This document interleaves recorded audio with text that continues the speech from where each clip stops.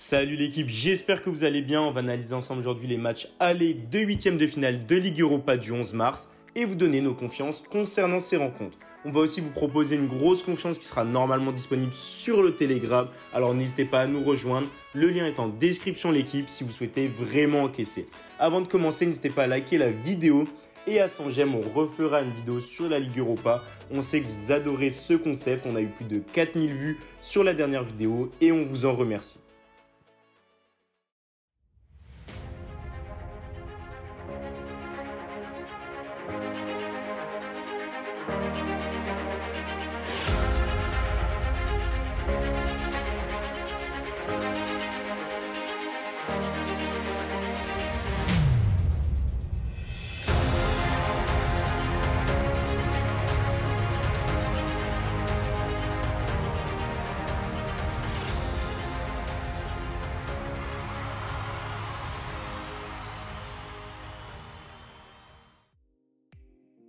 Premier match, Ajax contre Young Boys. L'Ajax Amsterdam, invaincu depuis le 9 décembre dernier, est prêt à enchaîner un 20e match d'affilée sans défaite et prendre une option pour la qualification pour les quarts de finale. Le club néerlandais, premier de son championnat avec 6 points d'avance sur le PSV, reste sur 2 succès à Heerenveen en demi-finale de la Coupe des Pays-Bas et contre Groningen ce dimanche. Les coéquipiers de Tadic affichent une statistique incroyable de 13 victoires et un nul sur leurs 14 derniers matchs joués. Rebasculé de Ligue des Champions, l'Ajax a éliminé Lille sur le score de 2-1 à l'aller comme au retour, au tour précédent dans cette C3. Les Young Boys de Berne, également leader de son championnat, n'avancent plus au même rythme lors de ces 3 dernières journées, puisque la formation de Seoane a enregistré 3 scores de parité. Ainsi, les partenaires de Sibachu ont été accrochés à Luzern, Bâle et devant Vaduz le week-end dernier.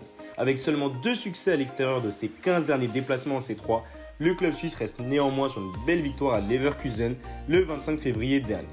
Pour conclure, l'Ajax devra se méfier d'une équipe suisse qui a éliminé le Bayer Leverkusen 4-3 puis 2-0 au tour précédent, mais le club néerlandais qui est imbattable depuis 3 mois sera déterminé à prendre une option pour la qualification dès le match aller. Ce sera donc Ajax gagne 1,62 pour ce premier pari.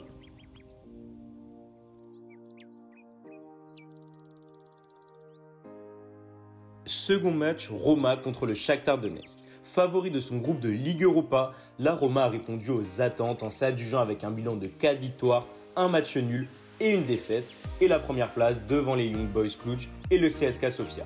En 16e de finale, le club de la Louve a très bien fait le travail en dominant une formation de Braga difficile à manœuvrer.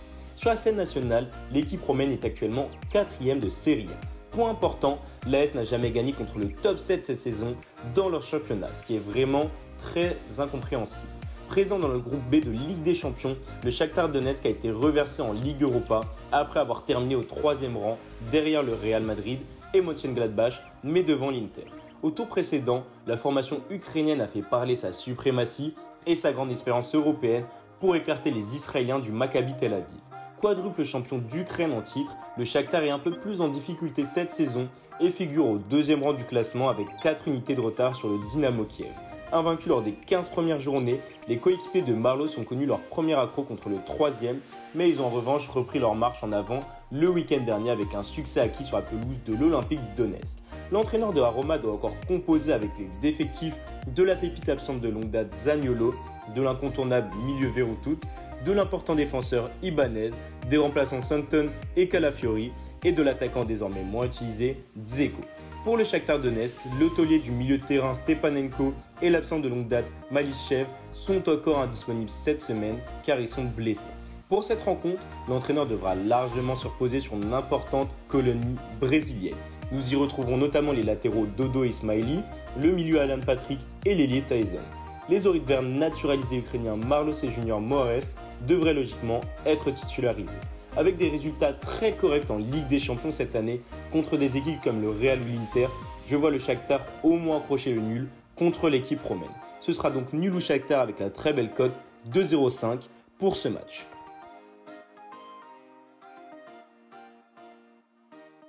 Troisième match, Olympiakos contre Arsenal. Ces deux équipes vont chercher à prendre le meilleur départ dans cette double confrontation. Engagé en Ligue des Champions en début de saison, l'Olympiakos n'a pu prendre que la troisième place de son groupe derrière Manchester City et Porto est juste devant l'OM avec un bilan de 5 défaites et une seule victoire en 6 rencontres. Logiquement, les Grecs ont donc pu se relancer en Ligue Europa grâce à leur différence de but particulière face aux Olympiens et ils sont venus à bout du PSV Eindhoven. Victorieux au match aller 4-2, les joueurs du Pirée ont pu tenir le choc au retour malgré la défaite 2-1. En championnat, les partenaires de Mathieu Valbuena ont presque déjà assuré le titre car ils comptent 16 points d'avance sur leur dauphin avec un bilan de 61 buts en 25 matchs, soit un ratio de 2,5 buts par match. Arsenal, de son côté, a survolé la phase de groupe de cette Ligue Europa en remportant l'intégralité de ses 6 rencontres. Par la suite, au tour précédent, les Gunners ont pu écarter Benfica. Tenus en échec au match aller, ils ont fait la différence en s'imposant sur le fil face aux Portugais. De nouveau assez moyen cette saison en Première Ligue, les Londoniens ne pointent qu'au 10e rang du classement avec 8 points de retard sur les places européennes. Sur leurs 5 derniers matchs, les deux équipes ont encaissé au moins un but lors des 4 des 5 derniers matchs. Le match se déroule au Georgia Stadium à domicile. L'Olympiakos va tout faire pour se mettre dans la meilleure situation, en plus d'être avantagé parce qu'ils ont des atouts offensifs qui ne sont pas à négliger. Cependant, Arsenal sur le papier est avantagé par son effectif et ses joueurs de classe mondiale comme Aubameyang ou encore Lacazette. C'est pourquoi notre pronostic sera porté non pas sur la victoire d'une équipe, mais sur les deux équipes qui marquent, qui s'est coté à 1,65. Ce sera donc le pronostic pour ce troisième match.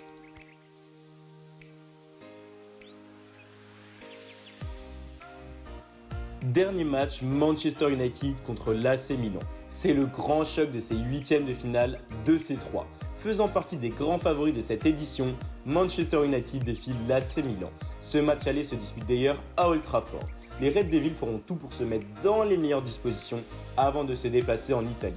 Restant sur une série d'11 rencontres sans revers, toutes compétitions confondues, United vient notamment de battre Manchester City sur sa pelouse sur le score de 2-0. De quoi faire le plein de confiance pour cette affiche. Son adversaire du jour a eu énormément de mal face à l'Étoile Rouge de Belgrade au tour précédent. L'AC Milan n'a remporté que 2 de ses 7 dernières rencontres, toutes compétitions confondues. Stat importante, United est à la 2e place de Première Ligue. Il n'a plus perdu depuis 11 rencontres et vient de battre City comme on l'a dit précédemment. L'AC Milan est au 2e rang de la Serie A et n'a remporté que 2 de ses 7 derniers matchs. United tentera de s'imposer à domicile avant de se déplacer à l'extérieur en Italie. Pour finir, les 4 Çalhanoğlu, Zlatan, Mandzukic, Rebic seront absents du côté du Milan AC. Du côté des Mancuniens, Edinson Cavani et Rashford sont incertains pour cette rencontre.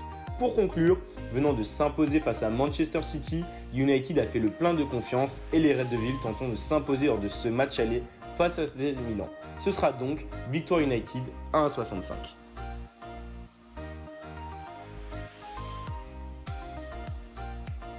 On récapitule, Ajax gagne 1,62, nul ou Shakhtar à 2,05, Olympiakos contre Arsenal but pour les deux équipes à 1,65 et enfin Manchester United vainqueur pour la même cote.